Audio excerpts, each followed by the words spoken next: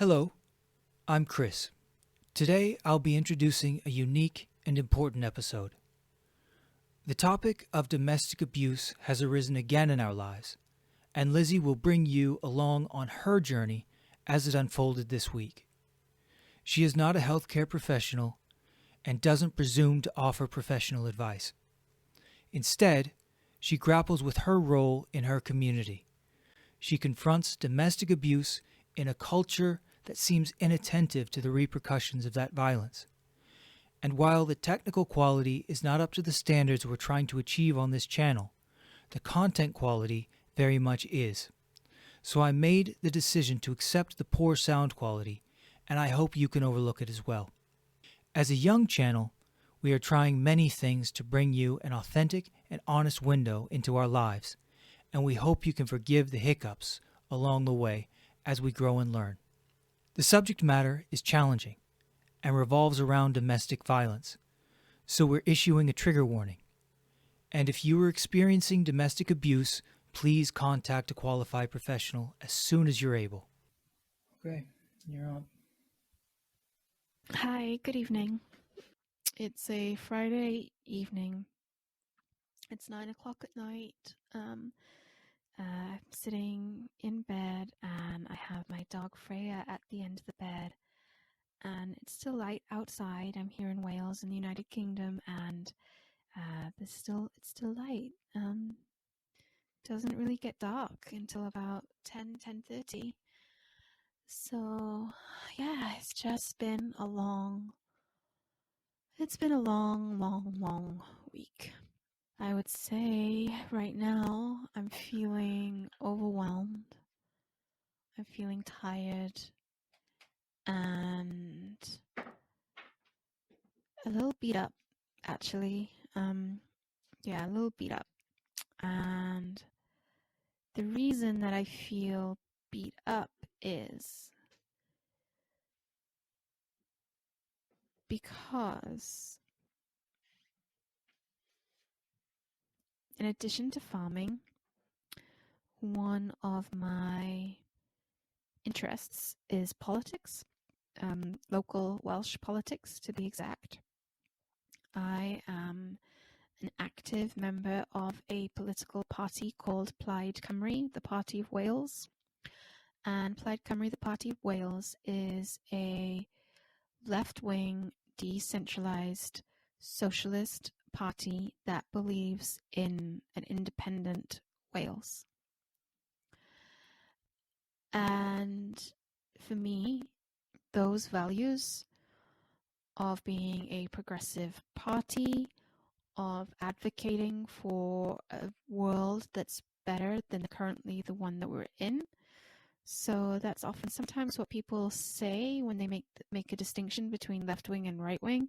It's like left-wing ideology tends to look toward the future for as a place that we want to go to as a benchmark. It's almost utopian. The word utopian sort of has a bad name when it comes to left-wing politics, but essentially it believes that your salvation is somewhere in the future. It's a place that we haven't gotten to yet.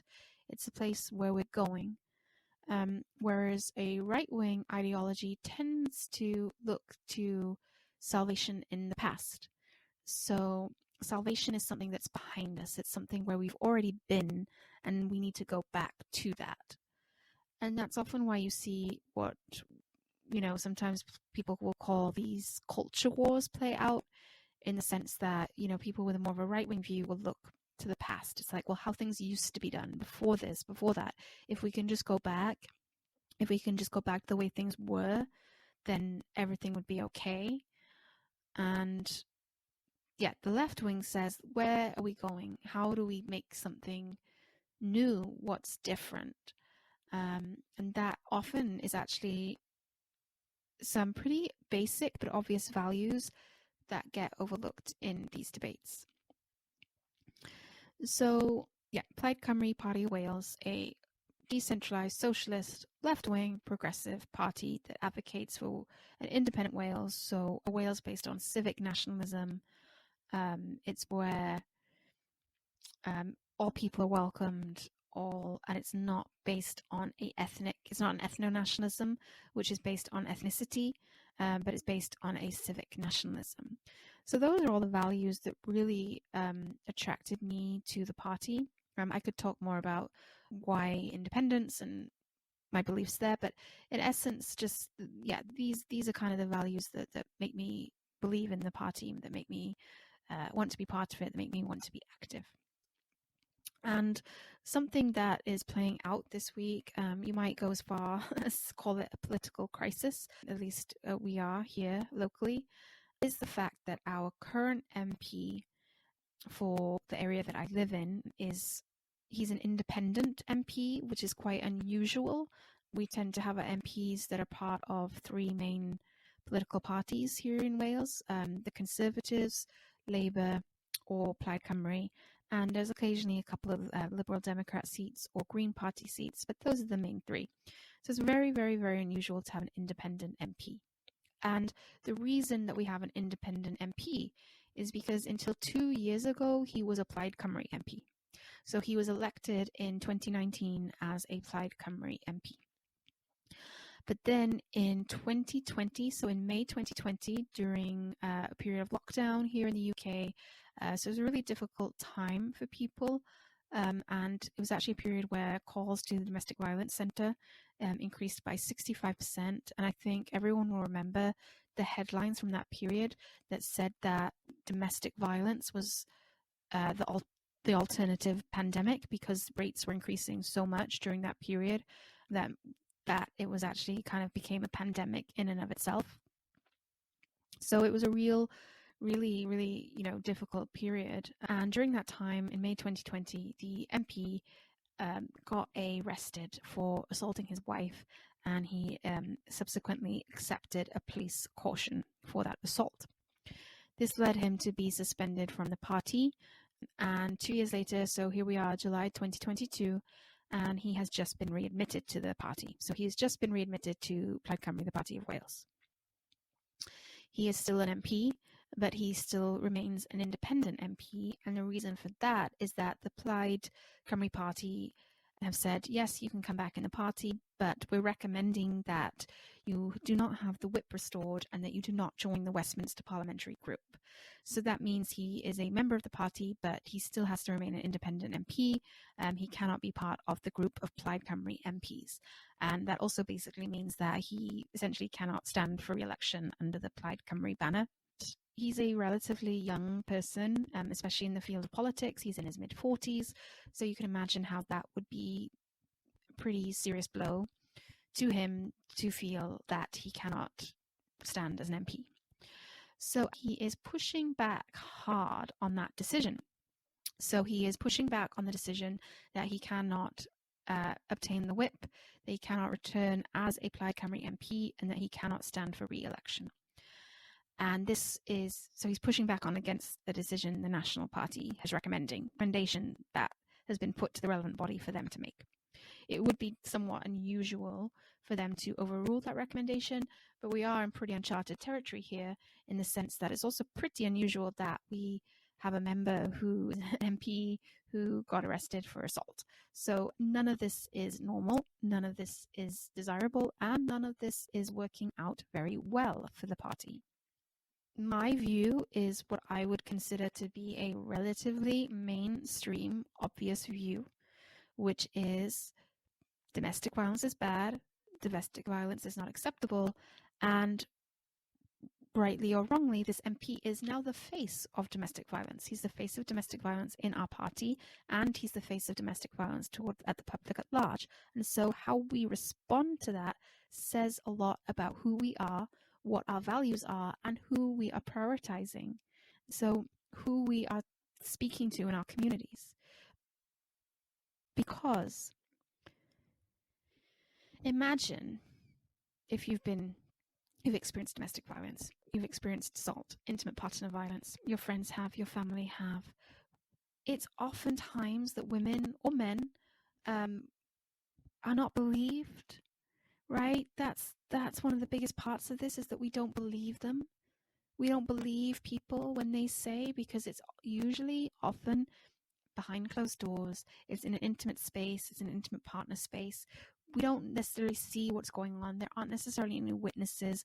Oftentimes, you don't have evidence. You don't have proof, right? It's hard to be believed. Really, really, it's hard to be believed. And it then becomes a he said, she said, or she said, he said. And all too often, we don't believe the survivors. We don't believe the victims. So what would it say to those people who are struggling to be heard, who are struggling to have their voices heard, who are struggling to come to terms with what's happened to them, who are being gaslighted oftentimes, gaslighted by their partners, gaslighted by their family, gaslighted by their communities? What does that say to them? Right? What does that say to them? I know what it says to them. It says it's okay that this person mistreated you. It's okay that this person hit you. It's okay that this person pushed you. It's okay that this person made you scared. But none of that's okay. It's not okay. It's not okay. And if we as a party accept this MP as our MP, then we're telling people it's okay. We're telling young people, we're telling young girls, we're telling young boys, we're telling someone struggling to find themselves that this is okay and it's not. And if I could leave you with one thing today, it would be for you to know that you deserve better. It's never okay to feel afraid in your own home, especially by the people that you love most and are supposed to love you most. And that's where my week has been, really. It's been talking about this. It's been organizing around this. It's been educating people around this. And I gotta say, it's not easy. It's not easy work at all, but that's okay, because whilst I may feel tired at 9 o'clock on a Friday might feel like I've been put through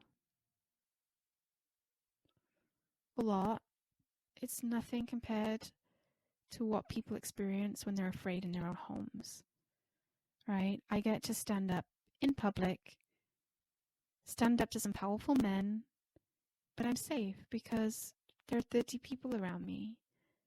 And it's not easy, but it's not easy when you're afraid and you're scared and you're abused and you're a victim and you're struggling to survive every day. That is not easy.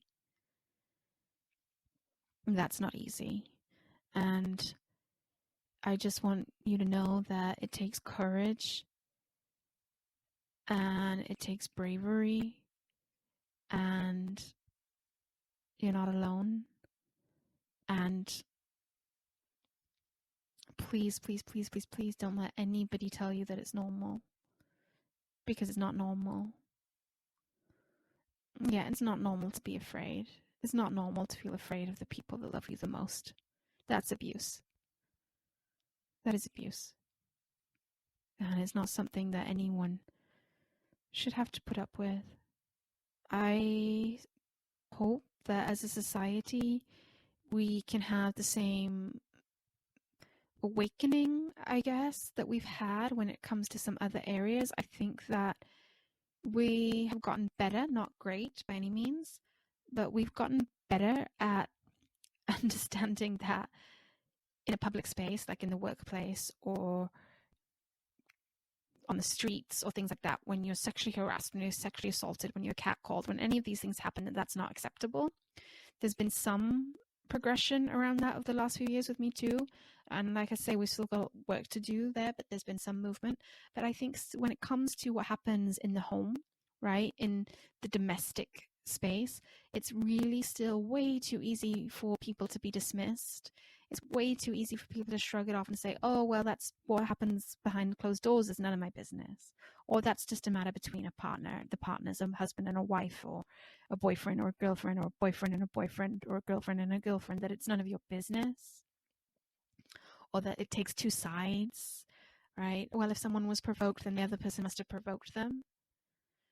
Yeah, we still are really, really, really unaware and really unenlightened about what goes on and the dynamics of intimate partner violence and abuse, and how it can take many, many forms. It can take emotional, financial, psychological, physical, and how they usually work together, and that even within a relationship that you might think is of equals, right? Again, it's just for argument's sake, let's say a man in a relationship between a man and a woman, a husband and a wife, it might seem relatively equal, but you have to look at the power dynamic, right? Because domestic violence is an act of abusing and using power over somebody and misusing that power over somebody.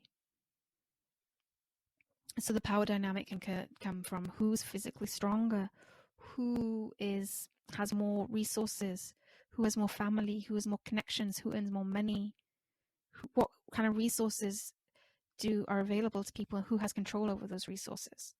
These are all many, many different aspects of different power dynamics that can exist in a relationship, and they do exist in a relationship. And we just need to do so much more education around this at all levels, from people, adolescents who are maybe starting to explore their own relationships for the first time. What is healthy? What is normal? I mean, I know normal's a funny word. Perhaps normal's not the right word, but what is this? What does this mean? What are the signs to look out for? What are the red flags? What are the warning signs?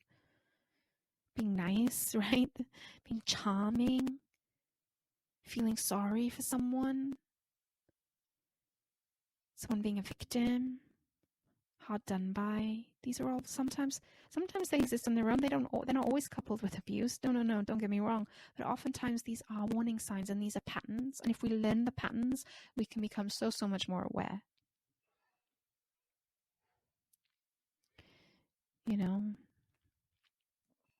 So yeah, it's been my week.